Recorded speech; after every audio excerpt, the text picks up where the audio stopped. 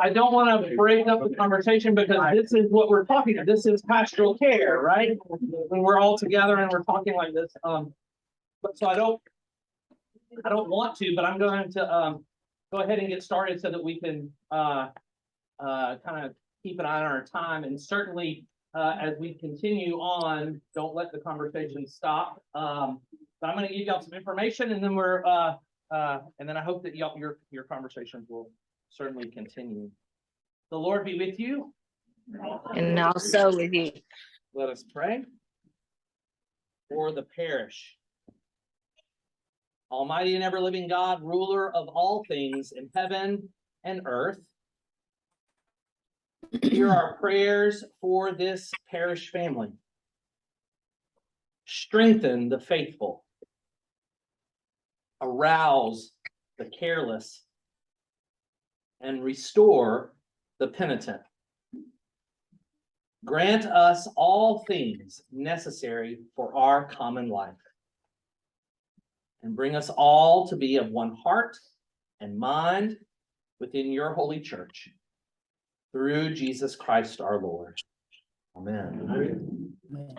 Well, I want to thank you all for being here today and spending your lunch on this rainy Sunday. Few things that we want. We're here to talk about pastoral care, and something that a wonderful gift that was given to me by a member of this congregation, Liz Key, recently had been digging through some old boxes in her basement, and she came across a number of things, but one of them was a self-study that St. Margaret's did in 1976 to 77.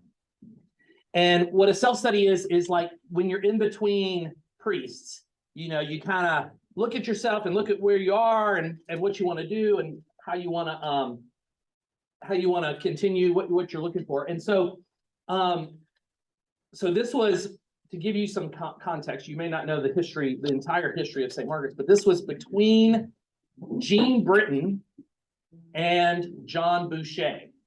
Okay, so pre-Jim Callahan. And what's up? I'm gonna move that camera away from you so that they can see something beside you. Oh, yeah, that's a good idea. Here, I'll stand over here. Okay. That's better. Woo, they're all like, thank you, Noah. You keep going. Okay. Pretend like I'm not here. Here, let me take that. So one of the things in that study, and there are a few of you who were there, so you can speak to this with much more authority than I can, but one of the things was they were hungry. St. Margaret's in those days was hungry for pastoral care. They were hungry for a pastor to come and kind of care for them and to take care of them. They were hungry for a community of people who would love and support and do all of those things that we think about when we think of pastoral care. That there was a lot of other really good information in that self-study, but that was something that stood out to me, right? In 1976, that was a need of this parish. Flash forward, the other thing that Liz gave me was a DVD that the Stewardship Commission, chaired by this man, in 1992, developed a video. They produced a video, and in the video, Jim Callahan narrated who St. Margaret's is and what we're about and why the ministries of St. Margaret's are so important. And as if he were looking in a crystal ball at 2023, Jim says, you know, in a congregation of, I think he said 500, he said, that's a lot of people, and it's more than one priest can handle in terms of pastoral care. Boy, did I feel seen by Jim Callahan in that moment, you know? And then, I was also, so 76, 92, there's a need for enhanced pastoral care. And then in a conversation I was having with Hazel, my predecessor, just kind of saying, what do you think about that? And she's like, oh yeah, absolutely. Like pastoral care is something that any parish needs, and it is something that what's up? Oh, okay. It is something that every parish needs, and yet no parish can ever do fully, right? So it is, but it's always something that can be tweaked and worked on and developed, and it can grow and thrive. And so let me also just say that it's not that St. Margaret's has not been doing pastoral care. In fact, what I would say is everything we do has an element of pastoral care in it.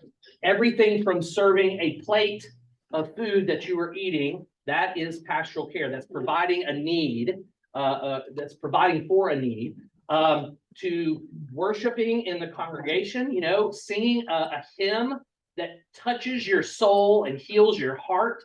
That's pastoral care. Youth group, outreach, everything that we do has that element.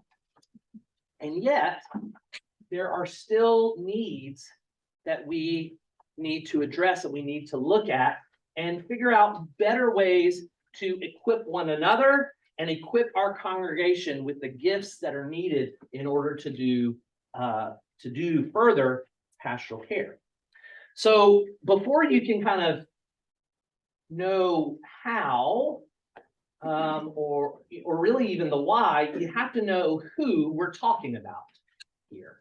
Okay, so what I'm going to do is I'm going to show you a snapshot of St. Margaret's as it stands in 2023 today. So this is our parish.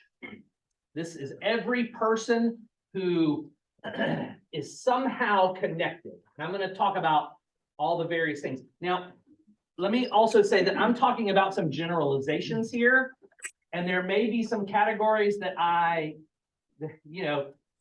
people can fall into a lot of different categories, and these the numbers that I'm going to present to you are always in flux. So really, it is just one snapshot in time, and tomorrow it could all, change. So let's see, let me use red here. So if you look at this whole, actually, I'm going to erase these lines first. If you look at the whole, there's a line that's kind of down the middle, but a little bit not. I mean, this is not, I didn't measure this, right? These are there's 56% of our congregation who are what I would consider active. 56%. Active can mean a lot of different things. It can mean coming to church every Sunday. It can mean coming to church once a month. It can mean not coming to church at all, but I'm really active in ECW. It can mean that I pledge. It can mean I don't pledge. It can mean there's a lot of definitions that this also means people who are confirmed communicants in good standing, and it also means people who are not yet members of the church. But it's a kind of a wide definition. But 56% of the congregation are what I would call active. So that would leave another 44% who I would call inactive. Now, also, let's be really clear. These are not, I'm not putting judgments on either of these or on any of these things, right? Inactive does not mean good, or active does not mean good, and inactive does not mean bad. Okay, it just is, right? Because there's lots of definitions for why someone would be inactive, right? They could have, got angry and left for a really good reason. They could have been hurt. by something, they might just, have just gotten out of the habit of coming, and kind of drifted away. So just as there's lots of definitions in inactive as there are, just like active. I'm going to talk a little bit about both of these. Let me get another pen here.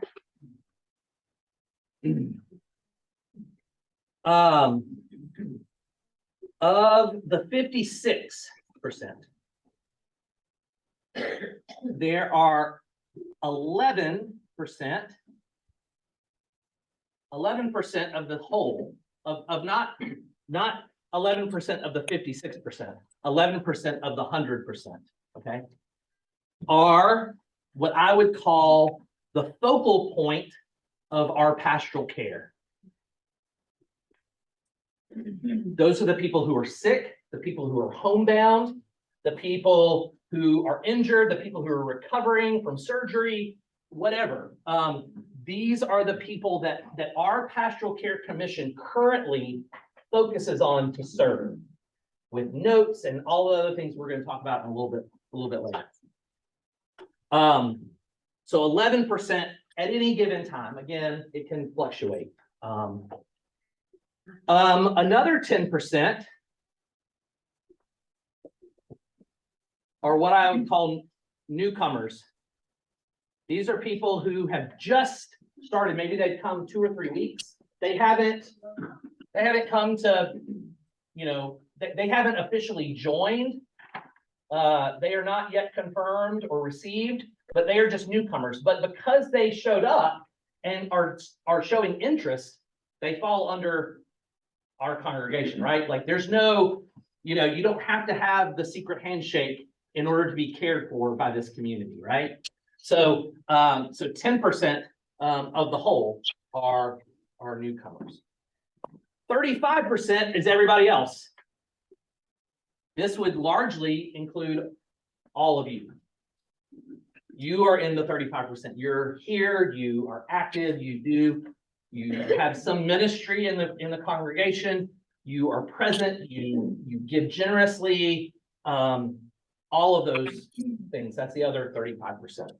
And you could divvy out that even more. As I was going over these numbers with the Pastoral Care Commission, Noah pointed out that, of all of that, I don't know if anybody did a count here, but this is probably what, 2 or 3% of the congregation just right here that's in this room. So just an interesting thing to think about. Okay. Let's talk about the 44% inactive.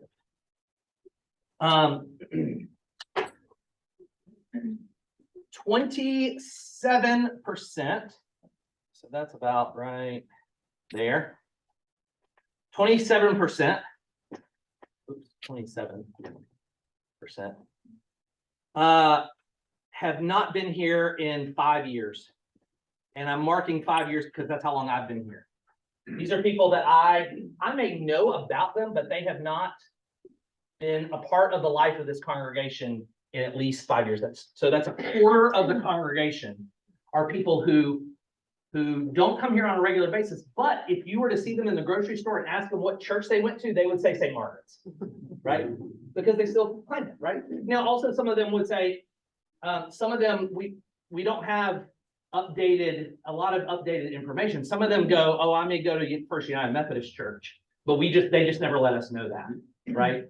And we don't currently have a real mechanism for figuring out, if those people, where those people are, that's one of the things that we need to talk about and think about, right?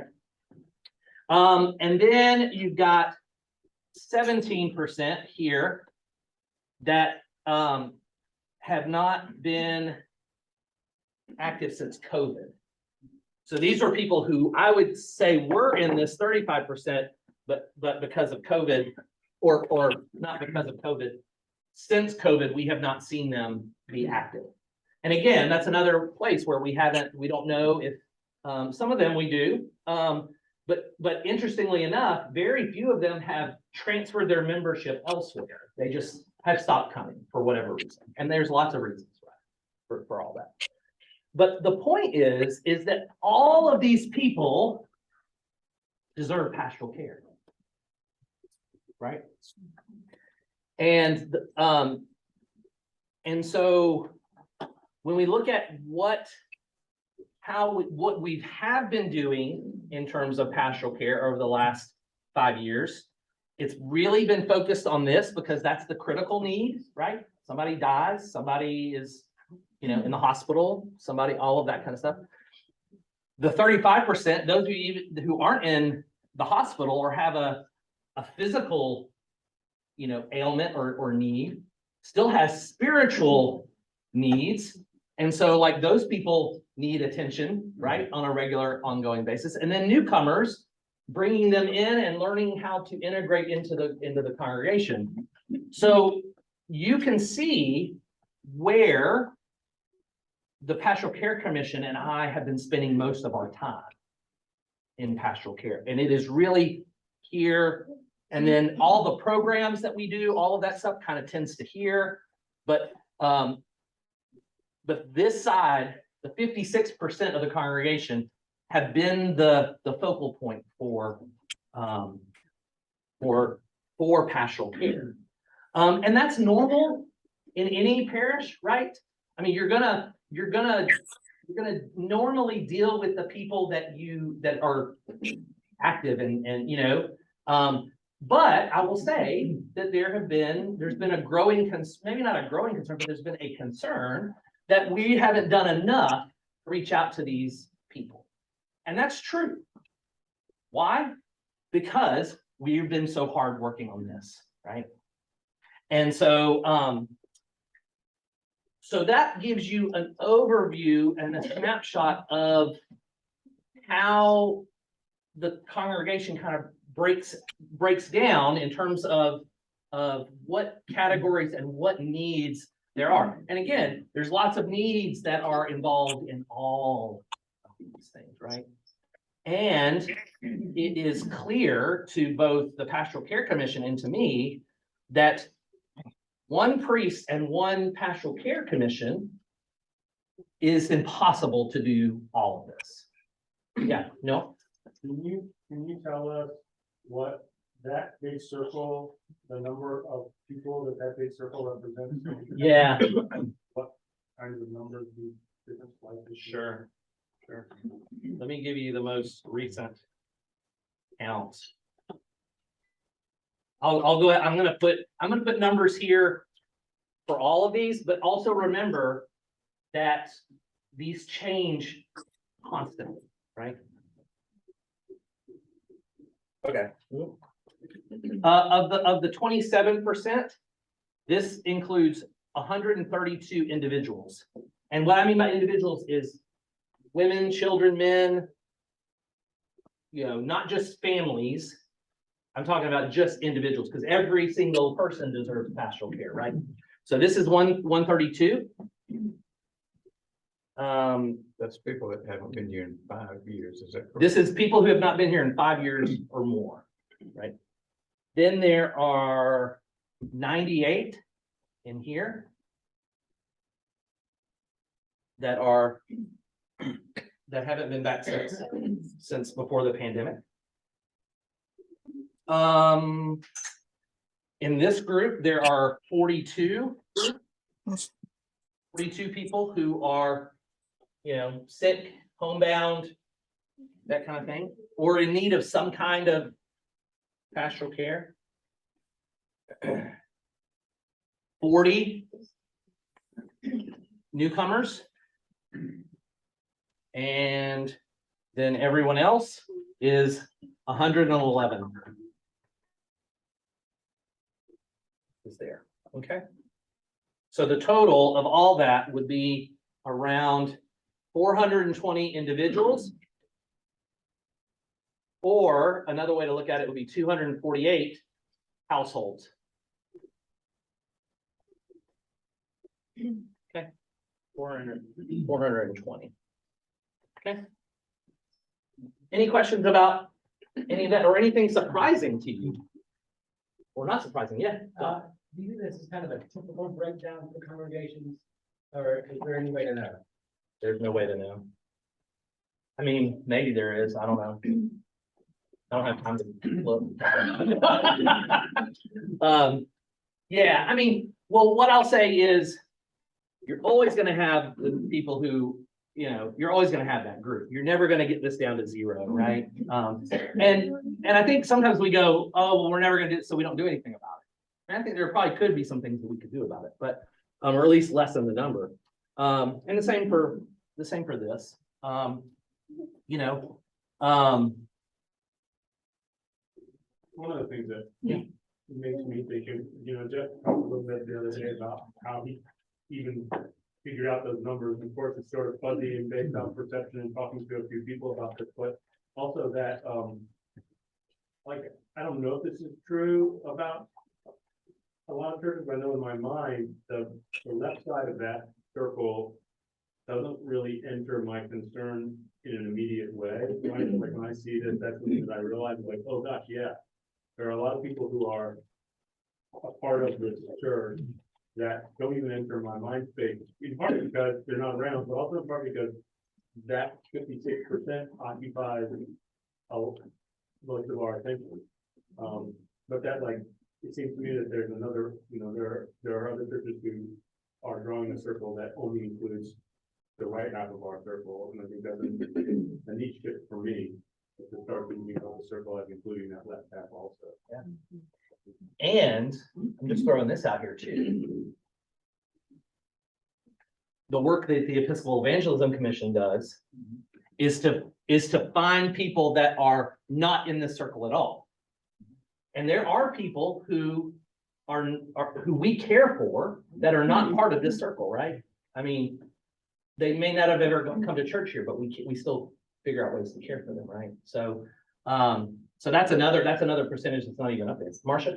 Yeah, I'm like Noah, I don't think about the other side either. And Gary and I've only been members about 5 years. So it's possible that in our other life, before we know some of these inactive people. I'm sure maybe people on the Pastoral Care Commission do.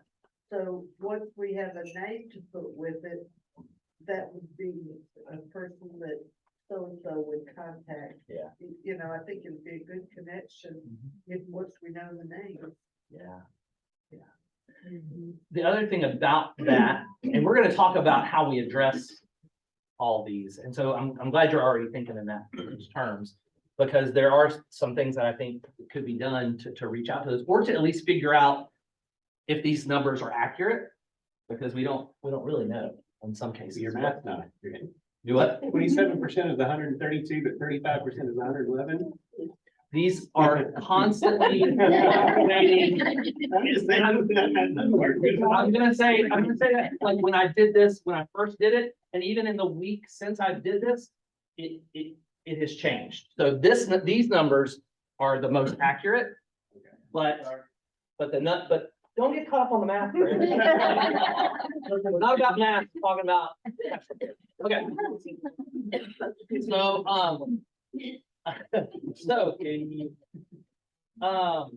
So let me just, I'm gonna draw one more circle, just to kind of talk about what healthy, to Doc's point.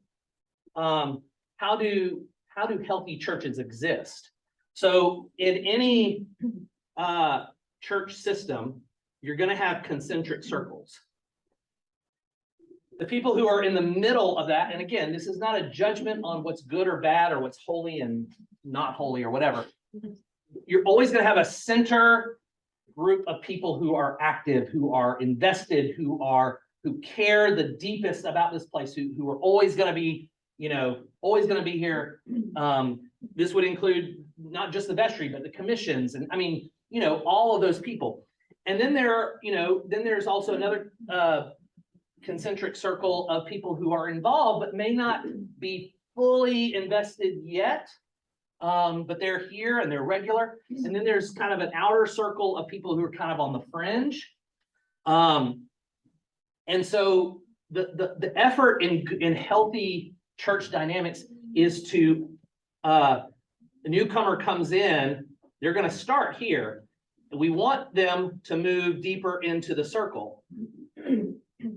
But the other thing that's healthy about this is that the people who are on the circle have to make room for those who are coming in new, right? And so these people sometimes have to come out. What sometimes happens is that they come out and they just spin right off. They were on the vestry and they're like, I ain't doing that again, and they're gone, right? Your laughter means that you kind of maybe understand what I'm talking about. The thing that you want to do is you want to have these people make room, but maybe do this kind of thing. And kind of, you know, not fully dip out completely, but also knowing that like life circumstance happens, you know, like grandkids are born, which means that you're not going to be around as much, right? Like there's all kinds of really good reasons that might bring you to the edge of the congregation. It doesn't mean that you don't love God or that you don't love, you know, Jesus, but for whatever reason, but what you just don't want to do is you don't want to have people just spin out of off the wheel, you know.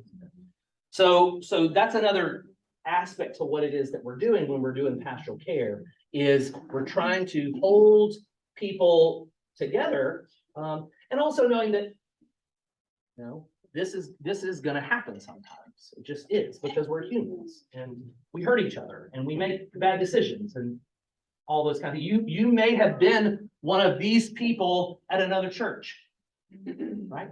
Which is why you came into here, or why you came into there. So all those things kind of happen from time to time. Any other thoughts about that? Just that broad spectrum of the congregation? Any thoughts or? I'm just thinking on that COVID group, because that is the layer of the whole normal study of how that dynamics work. Like every other thing in life, from 3 years ago to 2 years ago, some very strange things happen, and there might be, those people might be more reachable because the particularities of them living that. I'm just thinking that would be very specific of the last 3 years, and it would be seen like that, like something that is very different than dealing with people who decided to live. Different. Yeah. Any other thoughts? Well, I'm going to turn it over to Beth, who is the secretary for our Pastoral Care Commission and has also been the co-chair before. And she's just going to kind of tell you really quickly about what are the things that we currently do in terms of pastoral care, so that you have an understanding. So one, so that you know for yourself what we do, also that you can maybe refer other people to pastoral care, or you can help us understand who has a need, or even better yet, you can help use your gift to work alongside with us to help do that work more. Go ahead. I remember at our meeting last week when we went through and came up with that 11%. And I went, that's all. I mean, it was. And that's a generous 11% too, just so you know. Illuminating. So, okay. So I'm just gonna run through some of the specifics that pastoral care has been concerned with specifically for the last few years that I've been on this commission. Some of this may sound familiar. This was what was in our annual report in December. So if you read it, it may sound repetitive, but first of all, the primary, above all things, Jeff is available as our priest to talk to anybody who is seeking counseling for personal matters, or matters to do with the church, in times of crisis. Of course, he is immediately available. And also people can schedule times with him to talk about spiritual guidance, you know, a more long-term kind of relationship, with him, and talk about theological issues and that kind of thing. The commission meets once a month with Father Jeff, and what we do there is to identify all the individuals in the church who we feel are needing pastoral care, for some reason. So information comes from Jeff primarily, but everybody sort of has input and have relationships with people in the church, and they'll know if somebody's about to have surgery or has come from surgery, or somebody had a baby, or somebody's had a death in the family. So we identify those people, and things come up between our meetings, and we communicate with each other through text or email, and we try to keep on top of things that way. So the practical help from us comes in several ways. First of all, we send what I call care notes, and some have probably different terminology for it, but this is a few of us sort of take responsibility for sending notes to,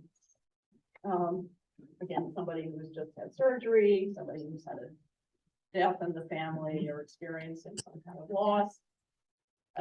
So it's a personal note. We send it from Pastoral Care, and we sign our name. So there's also a kind of a personal touch to it as well.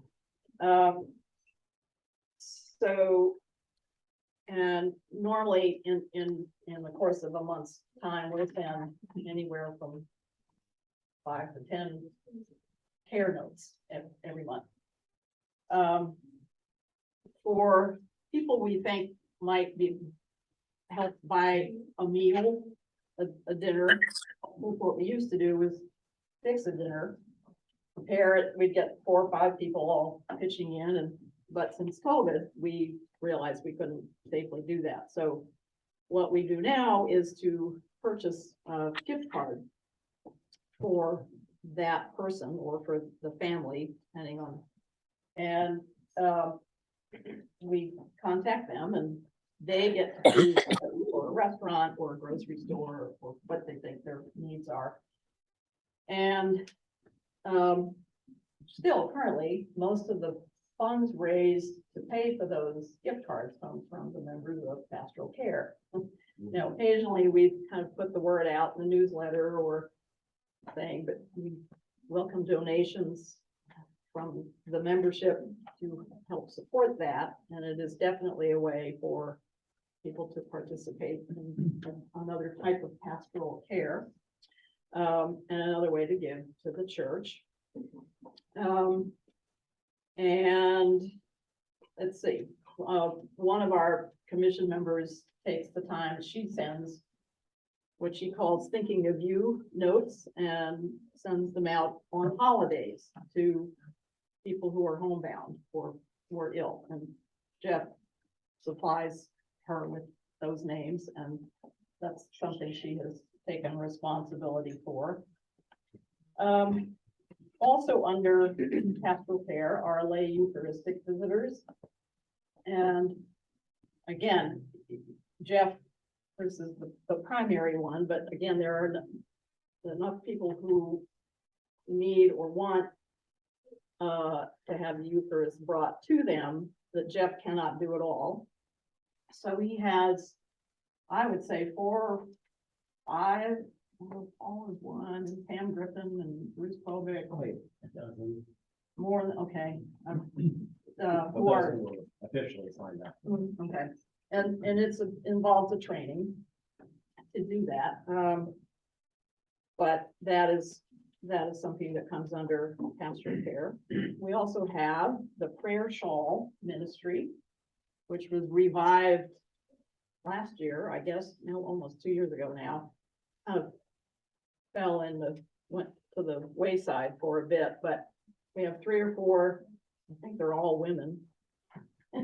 Men are welcome, who knit or crochet, who get together once a month and they knit and crochet and make shawls and blankets and and part of what we do in our meetings is to identify the few people we think might benefit from getting a shawl.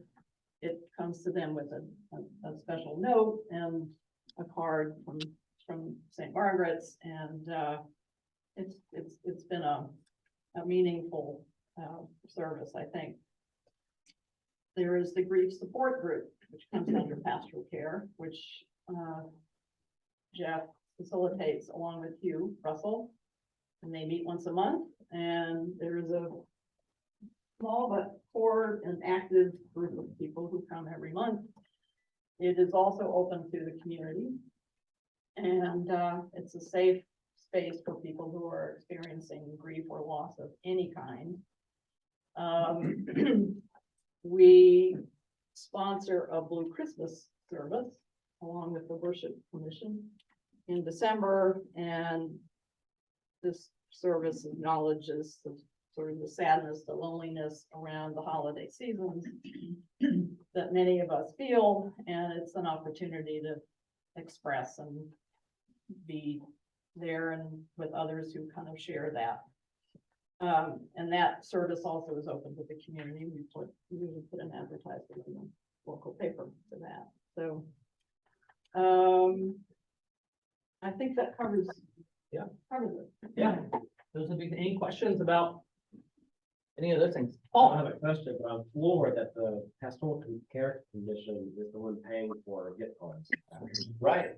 I did not know. Yep. You gotta cut the budget somewhere, Yes. right? Yeah. And those are the hard decisions that you have to make, right? So, I mean, yeah, it's not fair, but, Right. you know, yeah. So we've had a few members from the congregation who have made a one-time gift to Yeah. it. And at least one of them I know was somebody who had gotten the gift card and really, realized that others needed it. And so it's open to all. All can donate. Yeah, yeah, and some of it, I mean, that's why we're having this forum, right, to tell people about what the ways, and generosity is one way to offer pastoral care, right? Yeah, One of the cards that I gave you was for anniversaries and birthdays. Oh, sorry. yeah, that's another big one that they do, yeah. That is That out. with more, that you do, right? Yes. Yep. Yeah, every Every parishioner. day, every week, every month. Oh, Every. everybody in this group does get a birthday, I mean, I think if we have their birthday, then they get a birthday anniversary card, yeah. Absolutely. Personal note, handwritten. Any other thoughts about? And what Beth just said, you can never underestimate the value of a handwritten signed note. Very impactful. Absolutely. Absolutely. Yeah. So as we've been kind of talking about all these things, and the Pastoral Care Commission and I have been talking really for the last year probably around the realities of pastoral care, the capacity that we all have in order to offer pastoral care, and what things could we be doing more to figure that out. And so one thing that we are in the midst of working on right now is that there have been a number of people in the congregation who have been in the process of discernment, informally and formally, around whether or not they have the gifts to do the kind of pastoral care work that would come alongside of me and what I do in terms of visiting, in terms of listening, in terms of increasing the capacity to do lay Eucharistic visiting, and all of those kind of things. And so some of these people I've been working with over the last few months and really listening to them to say, I feel like I'm called to do something more, but I don't know yet what that is. And I know that it has to do with pastoral care. I mean, the other great thing is that when we say to God, God, I can't do this alone, God provides. right? Always. God provides always with what we need. That's what that prayer that I read at the beginning talked about, is that we have everything that we need for our common life together. And I believe that we do. I believe actually that we have the gifts, probably even in this room, to fulfill all of these areas of pastoral care, to all of these cross sections of the congregation. So I've been meeting with them, and so that group of what right now I'm calling a lay pastoral team, because the need is imminent. And so I'm working with them already to start organizing and talking about how to take these numbers and to figure them out and how to address them. That group, even though those group of people have already been discerning, that's not a closed group. That is a group that could absolutely use more people who are discerning a call to serve in this way.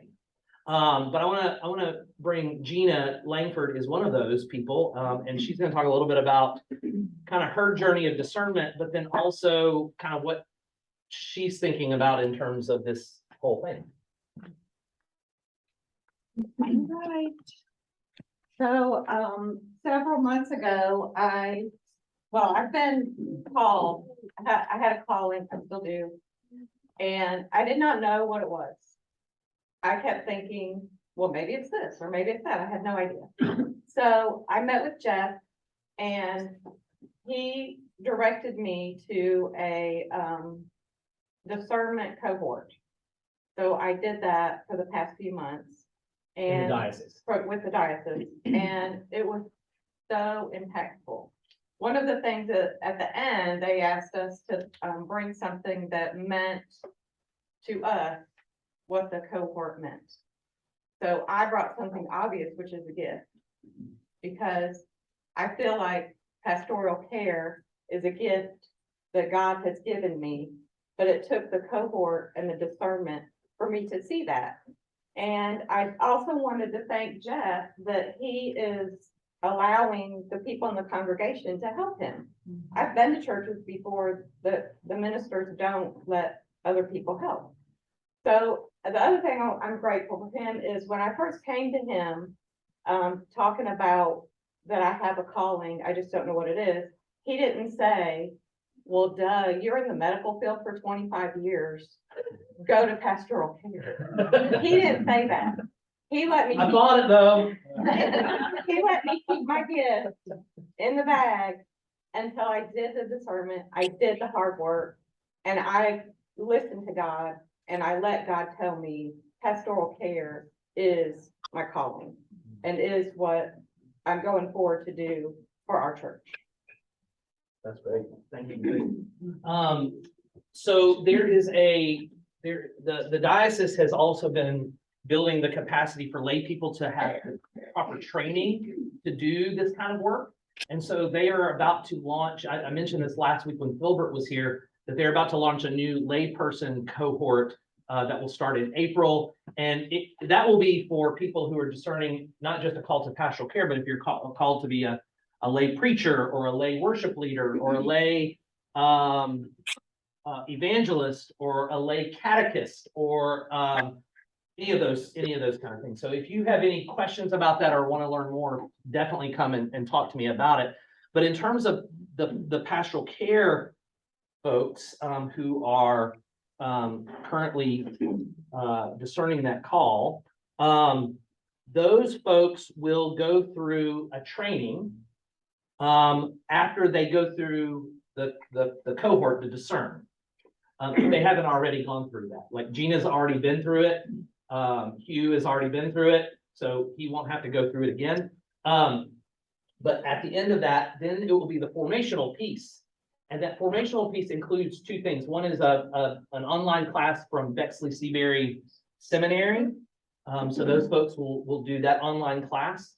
And then the other one is a program called Community of Hope International. And Community of Hope International is a program that is designed to build the capacity of a congregation to do the work of pastoral care. It is a 14-session program that, goes over, however many months to get those 14 sessions in. And so this is the program that the Pastoral Care Commission and I have really been studying and looking at and think that it's a good fit for St. Margaret's. Again, we've been doing the work of discernment to decide what the need is and how to address it. And so Community of Hope is a way to build a community of lay pastoral caregivers and give them tools and education, and also build community amongst themselves so that they're not doing this all alone, but that they're doing it, and then can kind of spin into all of the various ministries that we have: pastoral care, evangelism, worship, all of those kind of things. This lay pastoral team is going to begin by the diocese is going to offer Community of Hope International training this probably summer into the fall. And so this group is going to do that. And then the hope is that then that group would maybe bring that program back and open it up for more people. And again, even if you're not going to be a pastoral caregiver where you're going and visiting people in the congregation, but maybe you are on the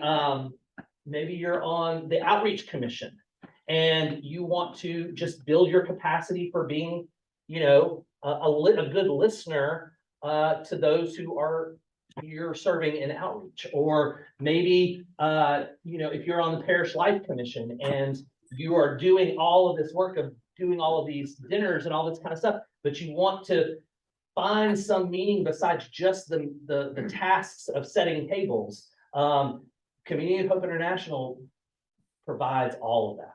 So, so that's kind of where we are and where we're, yeah. I thought I would offer a little neat context, and this is maybe the way that God's timing works. That when I took over for Thero as the vestry liaison for the Pastoral Care Commission, they were in the midst of this discernment process, and really sort of I think my first meeting was the second meeting with people who were talking about several different programs for developing our capacity for pastoral care, and they had already sort of come to a conclusion over the last couple 3-4 months that the Community of Hope International is a good fit as a program, is a good fit for our community. And then there was a pre-planning moment for this meeting where it was really going to be a rollout of how we might try to implement this, but in the meantime, this larger sort of movement of not only individuals within and beyond the Pastoral Care Commission in our church, but also in the diocese has sort of made it that we can potentially be a part of something that's even bigger than ourselves, which I think is really neat. So the way that has come about is really fantastic. And just to say that, like, I know that Beth has little pamphlets about the Community of Hope stuff. And if you're at all curious, be sure to take a look at that stuff.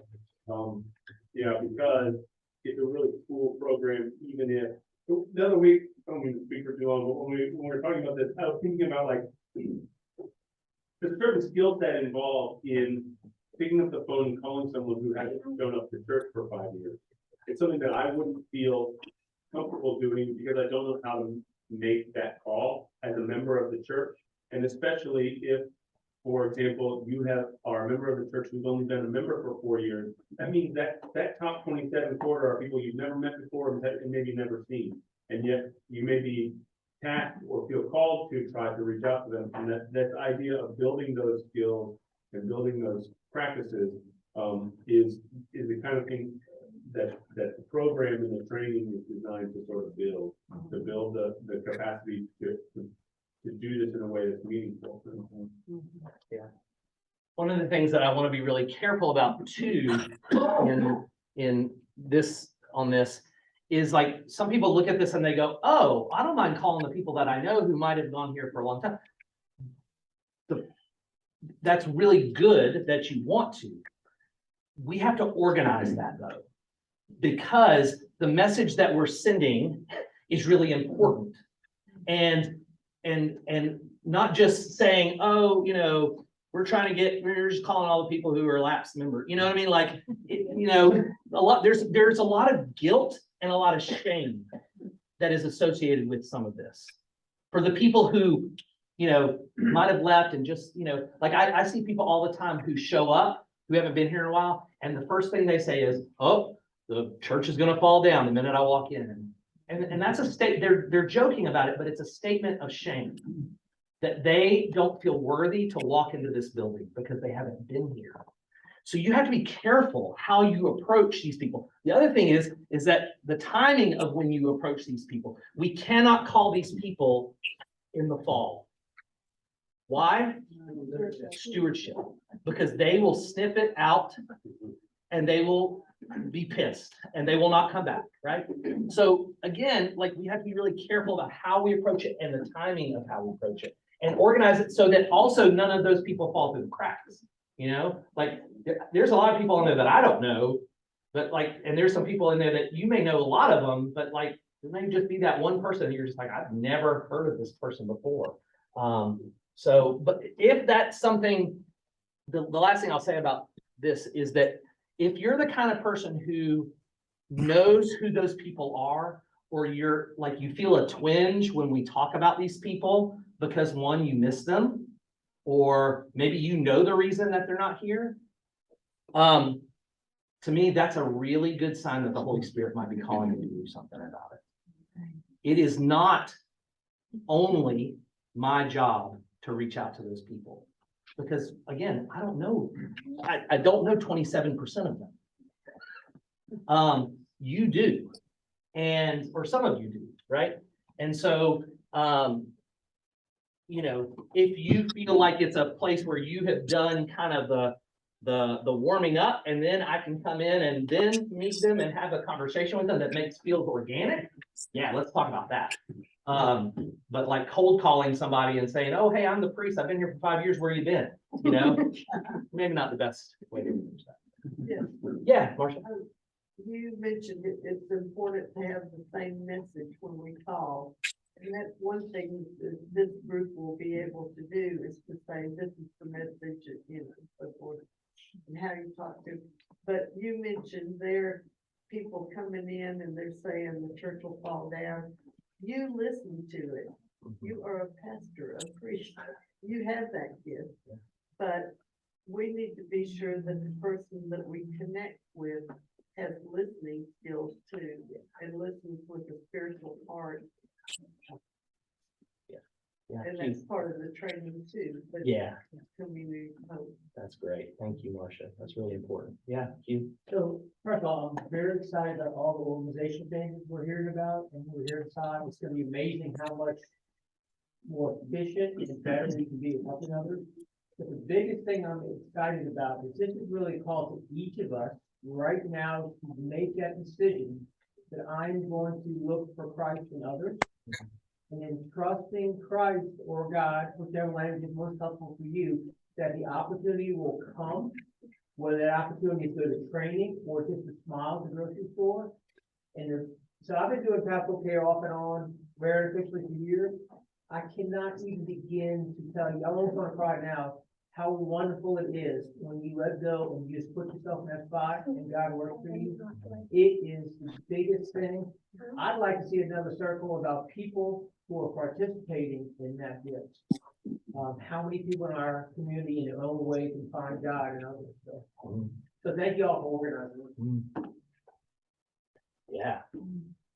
Yeah, I mean, something happens within us, both before we do it and while we do it. That's the other great thing about Community of Hope. It creates a place for you to, how Jesus sent out the disciples 2 by 2, and they went out and they did their thing. Well, that's really the process here, is that people would go out 2 by 2, and then they came back and they told Jesus all the exciting things that happened through them, all the amazing things. And that's what happens in Community of Hope. You meet with that group monthly to kind of say, hey, this is what, so you're also being formed as a part of this. That's why it can infiltrate into all of the different aspects of, I would love to see all of our ministries. I mean, my dream would be that every vestry person, every commission chair would develop this and devote themselves to it, because it impacts all the ministries of the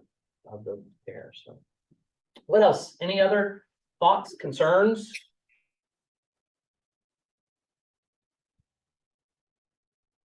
I mean, the other thing people say, well, why don't we just hire another priest? We did that once. Actually, we've done that a couple times. Jim Callahan did it. Hazel did it. I would love to do it, but not for the purpose of solving this problem. I would rather, I see pastoral caregivers. I see talented and wonderful parishioners in this room. I'd rather build into y'all and let y'all do the things that God is calling you to do, instead of, relying on another priest to, do it, So, we've got the gifts. We got the people. So, anything else? Yeah, better. Oh, Yeah. who? Liz. Liz. Yes, Yeah. ma'am. We were talking about the gift cards, and that requires money. As you said, we're doing it ourselves. If people don't want to go out and visit or whatever, they could also decide every month, I'm going to give a little, you don't have to give much. I don't know anything about it. It goes to Julie. I don't want anybody to give me money for it. So Yeah. if somebody would like to donate each month, that's a part of the care too. Because our funds are a little bit low right now.